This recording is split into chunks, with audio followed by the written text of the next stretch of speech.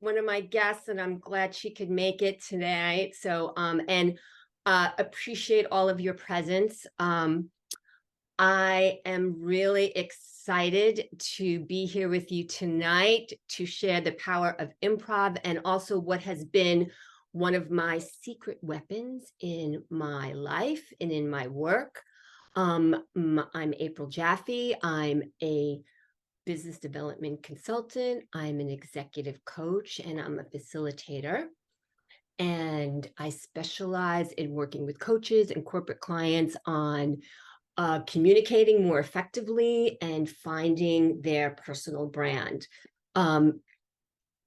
Joining me tonight is the amazing Amanda. Amanda, where are you? She will be supporting us tonight with all of our tech needs. So, and she will also be helping to model the activities with me. So before we dive into tonight, I just wanted to share a little bit with you about like, how did I come to using improv in my work? So it happened really organically. I was in the advertising industry and I was a former singer actress, and I was really missing doing something creative. So I decided to go and start taking improv classes. And I started noticing in my work how I started really listening more actively. I was getting a little more witty and thinking on my feet. I was connecting more with clients, and I had to do presentations in front of big groups of people, and I found that I was able to really connect with them more because it's hard. So it was really this practice and this muscle that I started flexing that I hadn't had the opportunity to do before. And then truthfully, I started working with a coach, and we decided, wow, you know what? The light bulb went off, and let's just take all of the skills that I had, which was in the business world and using emotional intelligence and bringing improv into it and sharing it with others. And it's been an amazing experience. And I'm not the only person who had this light bulb. These are people all over the globe who are doing this work, and they call it applied improv. I call it improv intelligence because I like to combine emotional intelligence and bring those worlds together. And companies like Google and Nike and American Express are all using this work and have shared this with their employees. So that's how this all began. So before we begin, we're going to do a little meditation to just get us centered and grounded. So everybody just take a deep breath, close your eyes, and just feel your feet on the ground and listen to the sounds around you. And just tune into this present moment. There's no place you have to be. There's nothing you have to do. The only thing that matters right now is being here for you. And I want you to think about something that you would like to work on tonight for yourself. How do you want to show up tonight? Maybe you want to listen more. Maybe you want to participate more. Whatever it is for you.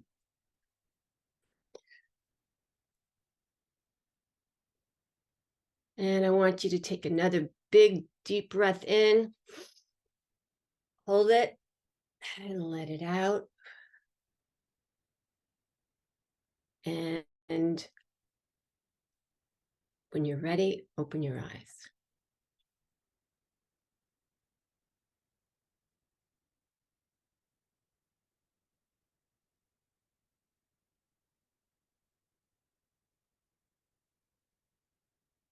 Great.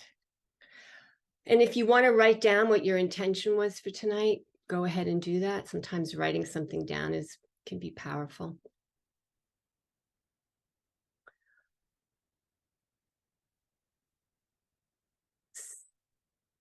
Good. And Amanda, do we want to dive in now and start with what our agenda is and what our agreements are for tonight? So tonight we're here with Raise Your Game for Coaches, and our session agenda is an introduction to improv for coaching. We're going to do some activities. We're going to go into some breakout rooms. And after our activities, we're going to go into debrief discussions. And then at the end of our time together, we'll do a Q&A. So you can ask me any questions that you like. And then I'd love to hear whatever your personal takeaways are. Why is improvisational benefit for growth? People learn through experience and what it feels like by doing. Using imagination and creativity allows one to problem solve and step out of being on automatic pilot. Role playing provides the opportunity to practice communication and go deeper into how we feel.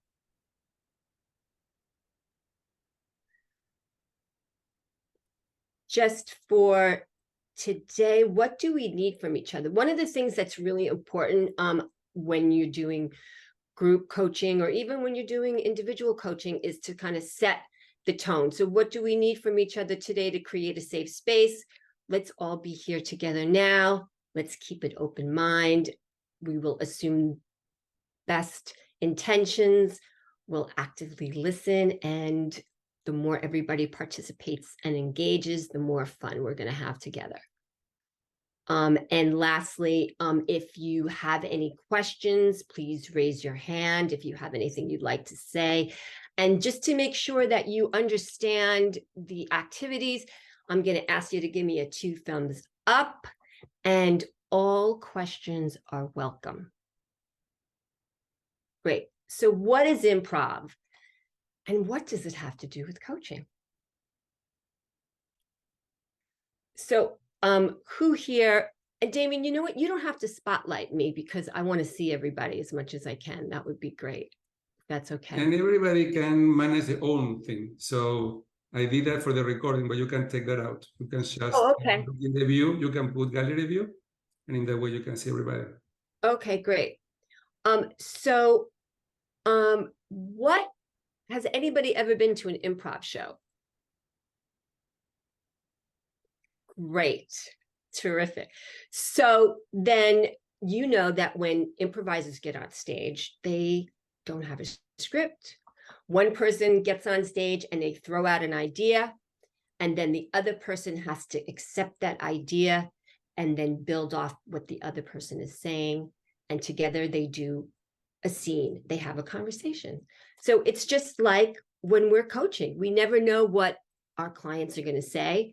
We never know where the conversation is going to go, but we need to be present, stay in the moment, and we need to kind of be flexible and then also be able to direct the conversation. So that's a muscle that we need to build. So one of the things that improvisers do before they get on stage, and what I think is really important to do as we all join here together tonight, is we warm up and we get connected. So we are going to do an activity that I call stretch and share and what is true for me. Everybody won't get a chance to do it, but we'll at least get to participate a little bit together. So what I'm going to do is I'm going to share a stretch. You all are going to do that stretch with me. And then I'm going to share something about myself that's true. Like I love doing the dishes. And then for anybody who also likes to do the dishes, just wave and smile. Okay. And then I'll call on somebody else to go, and then they will share a stretch, and then they will also share something that's true for them. And then whoever else that's true for, you wave and smile, and we see the commonalities we have. So I will start. So everybody do this little side stretch with me. Great. And I like staying up late at night. Who else likes to stay up? Oh, you got a lot of night owls. Great. And Jordan, why don't you take it over? Stretch it out in front like this. And something true for me is that I like to watch a lot of horror movies, but especially in October. I try to watch as many as I can. Let's see. Anybody? Any hits? Oh no. Oh, Did I do another true for me? go ahead. All right. True for me is that I'm also a musician and I like to write songs. Woo! There we go. Great. Amanda, Go. Ooh.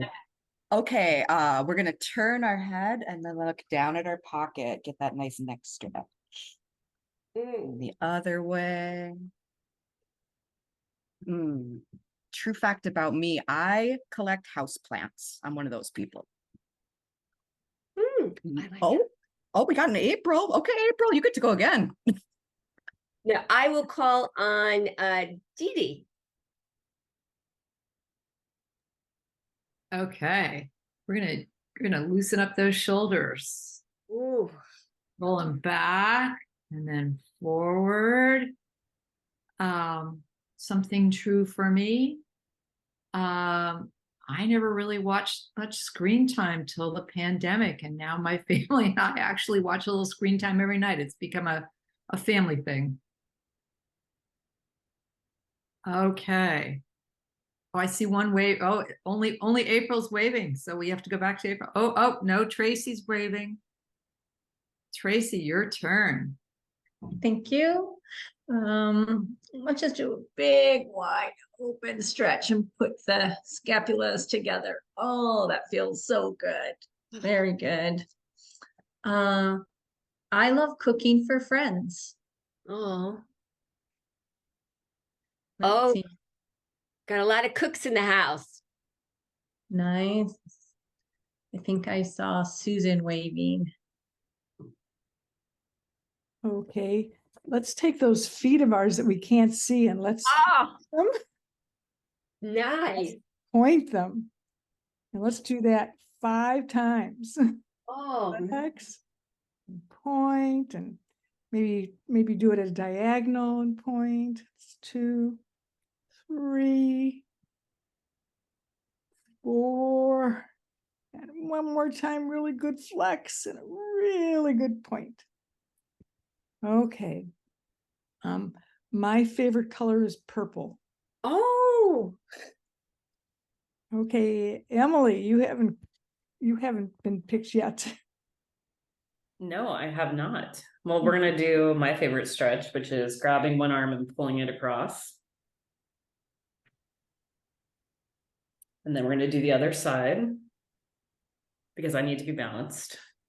And my favorite thing to do is read fiction.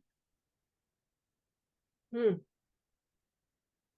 we All got a right. lot in the house. I got some Great. people. You know what? Yesenia. I'm gonna stop us there because we Okay. have a lot to go through tonight, and give yourselves a round of applause. And I just want to say that, this is a great, for those of you who might be facilitating groups, this is one of my favorite things to do at the beginning of a group session. And there's, many different ways to do this activity with many different questions. And it's a really great connector for people and a good way to just have everybody land. So the next thing I want to do is, Amanda, would you like to share with us? So I just wanted to share the principles of improv with you, because I believe these are things that we should all live by, which is being present and in the moment, to practice active listening, yes, and which we will go more into, accepting and building off of others' ideas, make your partner look good. So that's really about, really focusing on the other person. And that's what improvisers have to do. They really have to rely on their partner and really focus on them, which really enables us to be better communicators. We need to be flexible in improv, and we need to play to our audience. So who are we talking to? So a little bit for that. So our next activity that we're going to do is something that is a word association game. Amanda's going to put you into breakout rooms. One person is going to say a word. So like I would say sand. And then the next person would say the first word that pops into their head. Sand reminds me of, Amanda and I will model it for you. So Amanda, sand. Sand reminds me of the beach. The beach reminds me of the summer. Summer reminds me of sunshine. Great. And so you see how it goes. So it's important to repeat what the person said. And then, you know what? Don't overthink it. We're just kind of flexing that think on our feet muscle and have fun. So Amanda, have you been able to put the people in? We are ready. We're going to zoom off into some breakout rooms for about 4 minutes. You're in Okay, groups of 4 to 5. Perfect. And just as a cue, the person with the lowest number, so you're all numbered, the person with the lowest number, you start first and then go in numerical order. Has everybody got that? Give me a 2 thumbs up if you got it. Fabulous. All How right. do you know your number? Have fun. How do Sorry. you know your number? It's next to your name. If you can see your name on the screen, you've I got a can't see number my there. name. Okay, you're 19. Anybody else Thank want to you. know their number? All right. If we're good, I'm going to send you away and we'll see you in 4 minutes. Judy missed the instructions. Where's Judy? I'll broadcast those into the room for you. All right. All right. We'll see you there.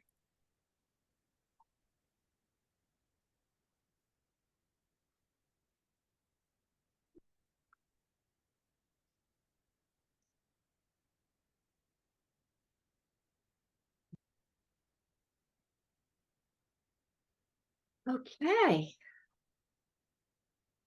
Welcome back. So I'm curious, anybody have any observations that they would like to share? What did you notice about that activity? Just raise your hand if you have. Judy. The amount of laughter. Oh, that's so great to hear. Anybody else? What did you notice anything about doing that activity? Emily. I felt like I was being too boring. I really wanted to have some razzle dazzle, but you know, I kind of just went with the first thing that went in my mind, which was not always very exciting. And so just saying that, right? So it's interesting that you just shared that, just, like we're doing this word association. What does that tell you a little bit about yourself that you said that, what you just made that statement? What is that? It tells me that I'm an entertainer and I want to make sure that people are engaged and entertained by whatever I'm saying or doing. Interesting. Great. Anybody else have any internal observations that they would like to share? Yes, Jennifer. I was gonna say we got into a rhythm where all of a sudden the rhythm, and before you knew it, it was 11 seconds left and we were still in the rhythm. So we never stopped or changed or had anyone start over. We started with Kelly started with the first word and we ran through it until time was up. Awesome. So anybody have any thoughts about how this might be helpful in coaching? Yes, Judy.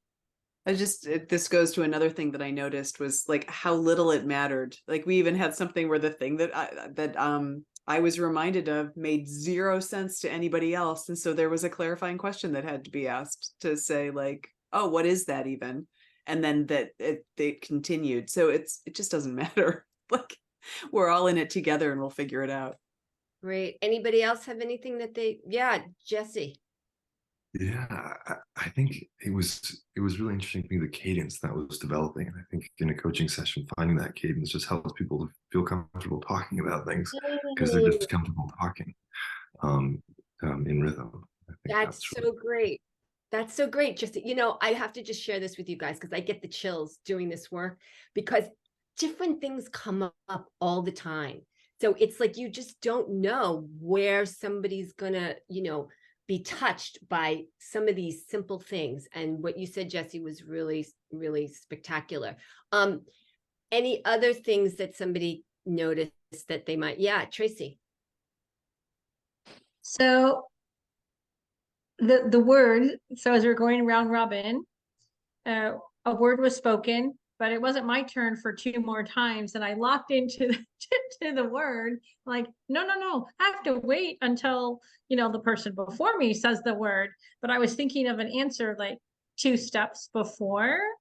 And so, right before your turn is to repeat. And so that was just interesting that I experienced that for myself. I don't know if anyone else did that. Like, oh, I have a word for that. No, that's not the word.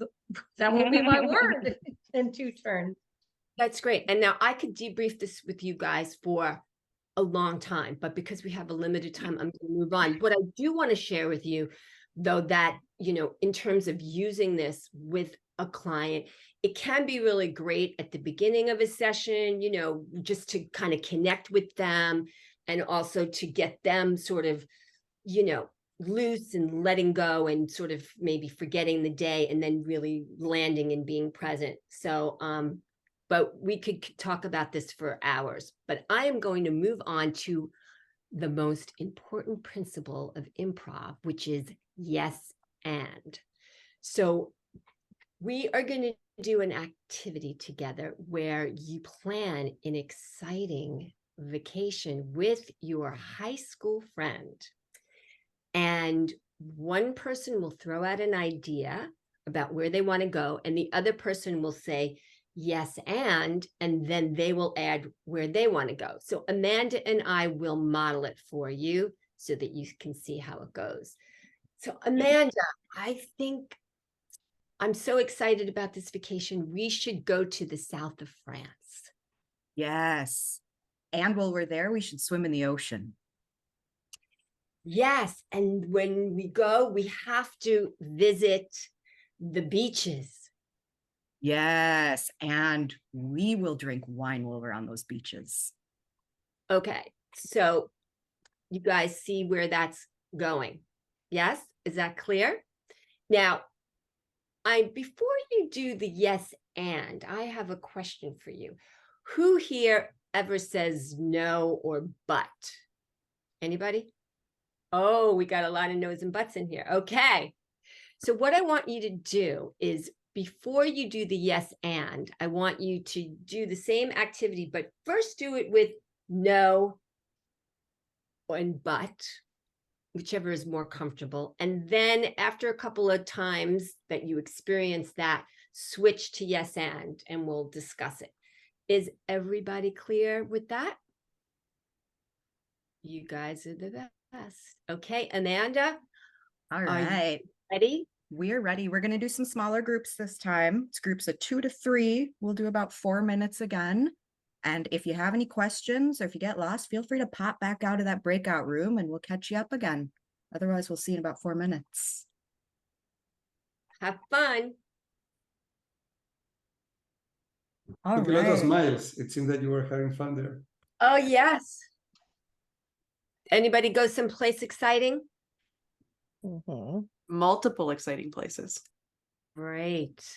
So what did you notice about when you did yes, but, and then yes, and? Anybody have something they noticed about that? Yes, Kelly. A huge energy shift. Yeah, okay. Anybody else notice something around that for them? Yeah, Susan. No, but is convergent, brings you in, and yes, and is divergent, takes you out, Great. expands. Anybody else? What was something you noticed in, yes, Michelle? Yes, I think when it was the no, but it came off kind of hard to continue the conversation versus yes and. Great. Yeah. Yeah. Anybody else have any observations about what it felt like from one to the other? Yeah, Judy. With the no but, we sort of got stuck in this, like we were just like it was going nowhere. feeling. Like, so we could go here, no, but we could go here, no, but we could go here. Like we were never going to land on anything. Whereas with the yes and, even though we went all over the place, it felt very like we were building towards something. Right. Anybody see how this might be useful in our coaching sessions with our clients? Yeah. Anybody else have any observations about how this yes and could be helpful in what we do? Yeah, Emily. It's funny because at my organization, we've had a coach that has come and she's talked about yes and, but we've never done this exercise. And a lot of people don't really get it afterwards. They're like, so you say yes and, like, who cares? But I think this was really eye-opening, especially what Susan said about bringing you in and like, and then pushing yourself outward. And it definitely was a mindset shift for me. And the context is really helpful, I think. That's great. Thank you for sharing that. You bring up a really great thing, Emily. One of the reasons why I'm super passionate about improv and bringing, some of these practices, right, into play is because when people tell you to listen or to do something, you hear it, but the only way, the way that you learn to change your behavior is by this experiential of doing it. And practicing, and people, where do they practice? They don't practice anywhere. So in this kind of a forum, it gives people an opportunity to sort of, flex that muscle. And Emily, as you said, they told you, say yes and, but unless you actually do it, one doesn't know how it feels. So thank you for sharing that. Anybody else have anything that they'd like to share on this, or should we move on? Well then, April. Yeah, I was just thinking because it was exciting as we built on the yes and thinking about coaching, like just the possibilities that can be made for a client when yes, like it's opening up yourself to thinking of new possibilities. So that's how I connected the two. I love it. Yes, that's great. Exactly. And we're going to keep going and talk more about this. So, And Dee Dee had a thought too, I saw. oh, Dee Dee, yes, please. It felt like with yes and felt like doors were opening. Mm. And I think the other thing is that when I heard no, it was hard to let go of that idea. However, when I heard yes, it was as if I put it out on the table and now I could move on to something else. It created space for a new thing. That's great. Thank you for sharing that. And we hear as coaches, from our clients about them being in meetings and people saying no, or them maybe saying no. And this is a really great, around resistance and negativity. So this particular exercise, which there are a lot of additional exercises that use yes and, this is just the tonight what I'm giving you are the basics, but there is a whole library filled of activities that we have that can continue to grow this practice. So on that note, who here ever interrupts people or gets interrupted?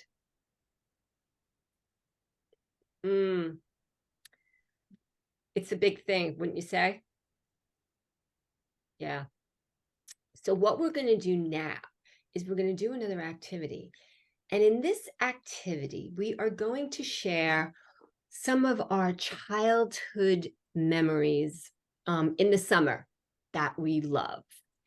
And what we're going to do is one person will share one of their childhood memories, and the other person is going to repeat their sentence, and then they're going to share their own sentence, and then the other person is going to repeat their sentence. So Amanda and I will model it for you. Oh, Amanda, I used to love going upstate and looking up at the stars at night. Ooh, you used to love going upstate and looking at the stars at night? I used to love playing in the sandbox with my cousins at my grandmother's house. You used to like to play in the sandbox at your grandmother's, at your cousin's house. And I used to like to set off fireworks. You used to like to set off fireworks. Okay. So you guys, you get it? Yes, everybody good? Terrific.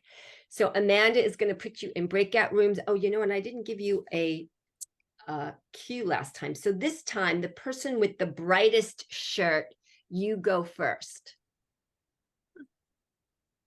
All right. If we're all set, I tried to mix you up. We're going to do groups of 3 or so again. It'll be another 4 minutes. I apologize if I paired you up the same way again. It's an art, not a science. And you know what? So Amanda, is it more than 3 people in a group, or I've got 3. Did you want more? no? 2 to 3. That's great. All right. We've got 3 per room. We'll see you in 4 minutes again.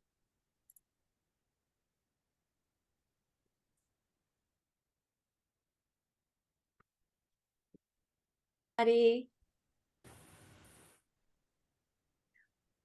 Sorry, breakout partners. I hit the button too fast.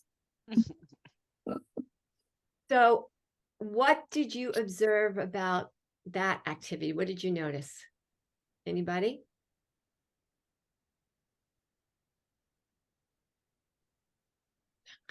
Yes, Tracy. Sure, I'll go. I had to listen harder, closer to what was being said if I compare that to some of the other exercises that we've had. Mm, More intentional, right? Leaning in, listening. right. And do you think that kind of stops you from interrupting people? Because it's part of, right? What do you think? Correct. Yes, absolutely. Yeah. Anybody else? What did you notice about doing that activity?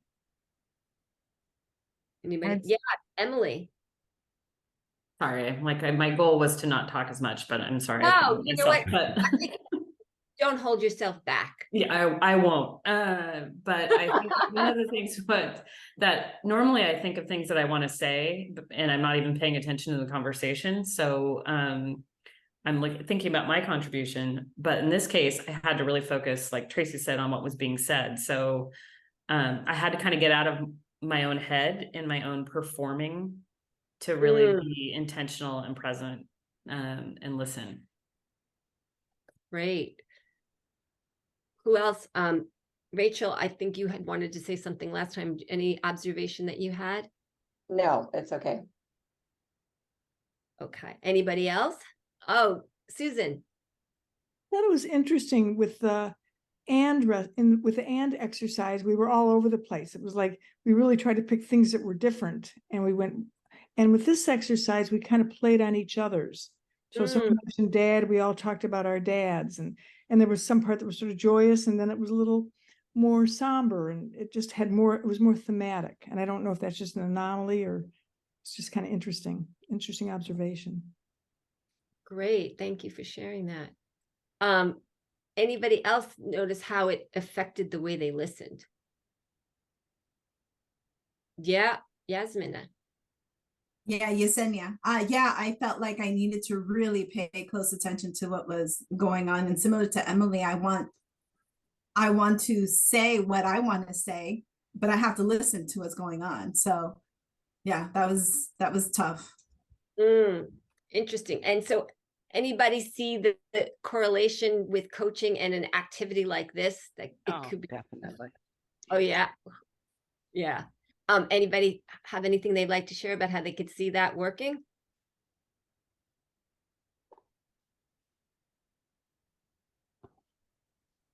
I think also, sorry, I'm going to stop apologizing, but I think we're always in a coaching session trying to make our points. Like I'm always like, okay, when am I going to ask this? And when am I going to ask this?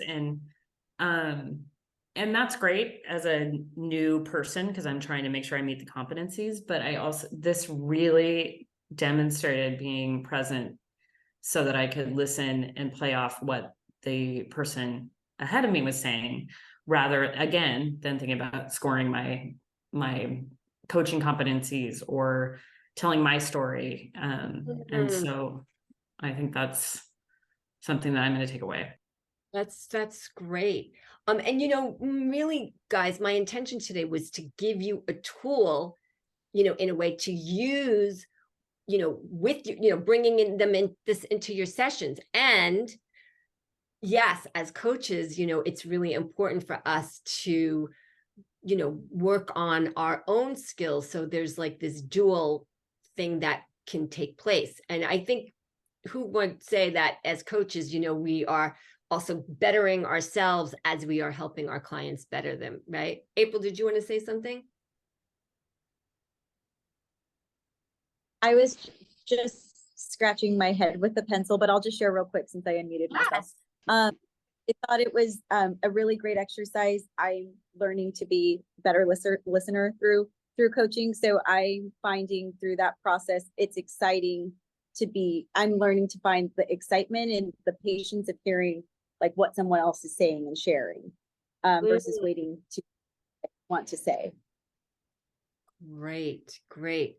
Yeah. So, and, you know, I want to encourage you guys, you know, that these are things that you can bring into your practice, you know, for you and also for your clients, because I think we all need to practice active listening. So it really is a great way to show us like, oh, wow, yeah, we think we're listening, but in fact, we're just inside our own heads waiting to speak, you know, so it's a constant journey. Does anybody else have anything they want to say on this before we move forward? Yes, Didi, and then Yasminia. I'm sorry, I'm not saying your name correctly. I found it was really important to be engaged in what the person said so that it didn't come across like rote, like I was just repeating it just to repeat it. That's great. That's great. And, you know, Didi, you bring something up to mind to me, just, you know, that this is a technique also that is really great for, you know, a lot of times in coaching sessions, you know, we have to kind of repeat back. So what I think I heard you say, so that we really, you know, get it, that this is a really great thing to practice, because sometimes we may not have fully heard what the person said. And it's also a great way. There's another exercise around empathy that we're use something like this that if we had more time we would do, which is really powerful. So Didi, thank you for bringing that up. Anybody else have anything else they want to say before we? Yes. Yeah, I think, I mean, I understand how this activity helps me to pay attention and listen more actively. I wonder though, this is not an activity that I would do with my actual client, because would I be testing them on their listening abilities too? Or is it, you know, I don't know how that would work. Right. Well, you know, the thing is that's a whole other big thing, is that what's appropriate to do with certain clients. For some clients, it might be appropriate based on the fact that they might be sharing things that where they're not really listening, and where they do need, I mean, who doesn't need that practice, right? Or so it could be something that you would do with a client because they need help on flexing that muscle. That would be something that you might determine based on, you know, what their issues are. Does that make sense? Yeah. And I saw Kelly, you had your hand up. Did you have something to add? Yeah, I was thinking along the same lines of Yesenia, like how would I use that in a coaching session? But I look at all three of these activities as being really good activities for the start of a session for someone like me, even if I'm a client, because I have a hard time in the quiet meditations, because those are like times for my inner voice to tell me everything I'm supposed to do in the day. But all of these activities really got me centered and clear and like clearing my mind. So I wonder if these would be valuable for some of our clients at the beginning of a session, just to free yourself from everything that's been going on in the day. Yeah. And the center, because I feel better now having gone through those than the meditation, because the meditation, it was just my checklist, you know. Right. And you know what? And here's the other thing that's really, thank you for sharing that, that as learning to be a great improviser, I mean, as a coach, that's so important, right? Because we need to, on a dime. And then we need to find out, well, who is each of these things appropriate for? It really depends on our clients, you know, whether this is something that they would be comfortable doing or whether they have these objectives. Each activity has a different objective. And so what's the objective, right? So all of it is true. And, you know, for some people it will work, and for some people, they may not, you know, tune into this. Does that make sense? But we certainly, as coaches, can really use it. So it's a win-win. Okay. We're going to do another activity if we're ready to move on. April, I want to make a comment because here we have participants of the program and graduates from previous programs. Sure. And in the coaching program, what people learn is really the science. And I tell people all the time, coaching is a science and an art. It's a science because we follow some guidelines. And it's an art because we bring ourselves, we bring our experience, and we bring our creativity. So I want to encourage people in the right place and the right time, bring your creativity to your work. So in the session, don't need to be 100% of the hour you're coaching your client following ICF guidelines. And I, because I am the past president of ICF, like I am very going, my students know that, okay, you really need to understand, you really need to follow ICF guidelines, but also there is a space for being creative. And being creative means all kind of art. We maybe don't cover enough in our programs about using pictures, painting, movie, movement, body, theater, improv. So I think that my goal today was that we open our mind to other possibilities of what we can do during a coaching session. Great. Thank you, Damien. Yes. On that note, we're going to do something. We're going to continue with our creativity. And we're going to take our yes-anding and our active listening and our creativity. Damien, this was a great setup for the next activity, which is a storytelling activity. And what we're going to do is we're going to tell a story together, one sentence at a time. And first, what we need is we need a name of a character for the story to be about. Anybody throw out a name? Any name will do. Nemo. Nemo. Okay. We've got a story about Nemo. And where is Nemo? Give us a place. Any place. New York. France. Well, I heard, what was the second thing? I said France? New York. And what was the other person said? France. All right, we'll do France. And let's make it, what is a life event that is happening for Nemo in France? The Olympics. Oh, terrific. So Nemo is at the Olympics in France. And what time of year is it? Summer. It's summer. Woohoo! Summer Olympics. Okay. So what you're going to do is you're going to go in numerical order. We'll start with the lowest number first.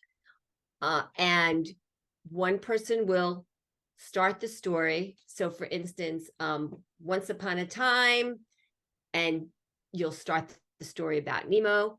And then the next person will add information to the story, and you'll be listening and yes-anding. Is that clear to everybody? Are we following this format? This who, what, where? Yes. You're going to take those things. And here's the other thing I want to say to you is try to do one sentence at a time, you know, and try to build off of what each other's saying, try to move the story forward and have fun. Is that good? Everybody good? Okay. All right. So you're making a story about Nemo in France at the Olympics in the Summer Olympics. We're going to do some bigger groups this time. I know some of you have to drop off. That's all right, or already have. So if you do, that's okay. We've all got lives, but it looks like we've got a couple of rooms of 6. We're going to give you about 5 minutes to build a story, and we're excited to hear about your stories. We'll see you in 5. Oh, we lost a lot of people. Yeah.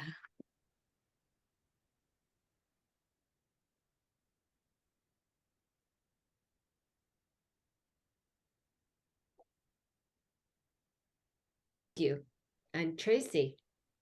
Thank you. So you had us write down, right, what we were hoping, and I wrote down be playful.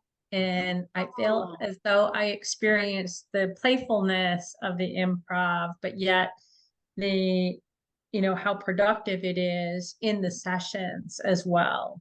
From a key, the role play, and Kelly really playing off of what you just said about how somebody just like gives you so much. I could put that into practice, that role play, like tomorrow. Yes. So Great. thank you for that tool. You're so welcome. And you know what? Like tonight, I was giving you guys some of just the basics, but there, we have a whole library of things where, they're more honed in on things that you can use in the coaching sessions as well. Anybody else? What did you intend for yourself? Jennifer? So oddly enough, I took an improv class here in Chicago earlier this year, Intro to Improv. I love it. And what this reminded me of, because I'm very much like Emily, I'm very much in my head. I want my answers to be right. I want to have the wittiest answers, and I want to help this person better than anyone else, right, when I'm coaching. But what this regrounded me in, which is what I loved about the 6-week improv class, is the whole concept of going with the flow, and that the results that you can get by just stripping yourself of any of your expectations, trusting the process, trusting the person that you're with, will get you in a place that you could never on a piece of paper have imagined. So thank you for bringing that back to me today, because I think I disconnected from my practice in that. So thank you. You're so welcome. And thank you for eloquently expressing that, Jennifer. Thank you. Anybody else have something that they intended for themselves that they'd like to share about their takeaway from tonight? Yes, Michelle. I think it was already mentioned earlier, but kind of the part with slowing down and really listening to the other person before thinking of what you want to say. So just more of that active listening. And I really enjoyed the yes and activity. Great. Thank you, Michelle. Well, are you guys complete? Anybody else have anything they want to say before we say goodbye? Well, I would like to thank Damien and thank you all for your presence and participation. It was really a joy to be with you, and I want to wish you the best on your learning journey and your coaching and bringing your gifts to people and helping them expand their life and find their happiness. So congratulations to all of you, and thank you, Damien, for having us. No, thank you. Thank you for joining us. And this is the first time in my program that we do this. So it was kind of an experiment, and I think it worked out really well. And I'm so glad that you could see the connections and you can benefit from this experience. So I want to thank April and Amanda, both of you, for being here with us, doing the demos for people to be able to follow up. I think that was really helpful, and I hope that this is just the first of many more to come in the future where we can collaborate. And also I want to ask you for permission to share this recording. Is it okay, April, to share this recording in a newsletter? Yes. Sure, absolutely. I would love that. And guys, like I said, if you didn't have a chance, give us our email. We'll be happy to send you resources and from tonight, and would look forward to staying in touch with all of you, and have a wonderful rest of the night. Thank you. Thank you very much. Thank you. It was so much fun to join you. Thank you. Thank you very much. Bye, everybody. Bye. Thank you. Bye. Thank you. Good night.